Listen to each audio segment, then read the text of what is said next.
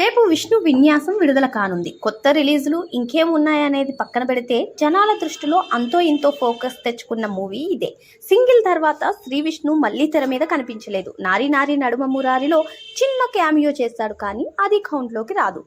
రాజా రాజా చోరా టైంలో చూపించిన కాన్ఫిడెన్స్ని మళ్ళీ అదే స్థాయిలో వ్యక్తం చేయడం చూస్తుంటే కంటెంట్ బాగానే వచ్చినట్టు అనిపిస్తోంది. యూత్ని టార్గెట్ చేసుకున్న ట్రైలర్ వాళ్ళలో అంచనాలు రేపడంలో సక్సెస్ అయింది. ఫ్యామిలీస్కి ఇంకా ఏ మేరకు టర్న్ అవుతున్నదనేది రేపు ఉదయం టాక్ రివ్యూలను బట్టి ఉంటుంది. విష్ణు పంట పండినట్టే అని హెడ్డింగ్ పెట్టడానికి కారణం ఉంది. ఏపీ తెలంగాణలోనే కాదు, అటు ఓవర్సీస్లోనూ తెలుగు జనాలకు సరైన సినిమా లేక థియేటర్లకు దూరంగా ఉంటున్నారు.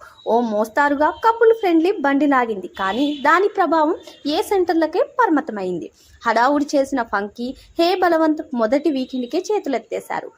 మరి ఈ సమయంలో సీతాపైనం లాంటి వాటి గురించి చెప్పాల్సిన పని లేదు. సో నెల రోజులకు పైగానే బాక్స్ ఆఫీస్ చాలా డ్రైగా ఉంటుంది. ఉదయం నిద్రలేచే థియేటర్ యాజమాని ఆ రోజు ఎన్ని షోలు పడతాయో, ఎన్ని క్యాన్సిల్ అవుతాయో ఖచ్చితంగా చెప్పలేని పరిస్థితిలో ఉన్నాడు. ఈ నేపథ్యంలో విష్ణు విన్యాసం గనక పాజిటివ్ టాక్ తెచ్చుకుంటే పబ్లిక్ ఉన్న వన్ అండ్ ఓన్లీ ఆప్షన్గా మంచి వసూళ్లు రాబట్టుకోవచ్చు. ఒకవేళ యునానిమస్ వస్తే మాత్రం కెరీర్ బెస్ట్ నమోదు అయ్యే అవకాశాన్ని కొట్టిపారేయలేం. పబ్లిసిటీ పరంగా ఎంత చేయాలో అంతా చేస్తున్నారు. కేవలం వారం గ్యాప్లోనే మార్చి 6th శ్రీ విష్ణు మరో సినిమా మృత్యుంజయ్ వస్తున్నటువంటి నేపథ్యంలో వీలైనంత వరకు ఫస్ట్ వీక్ని టార్గెట్గా పెట్టుకుంది టీం. ఇంటర్ 10 పరీక్షల వల్ల ఆక్యుపెన్సీలు కొంత ప్రభావం చూపుతున్నట్టు యూత్ అండ్ మాస్ ప్రేక్షకులు సినిమాలు చూసేందుకు రెడీగా ఉన్నారు.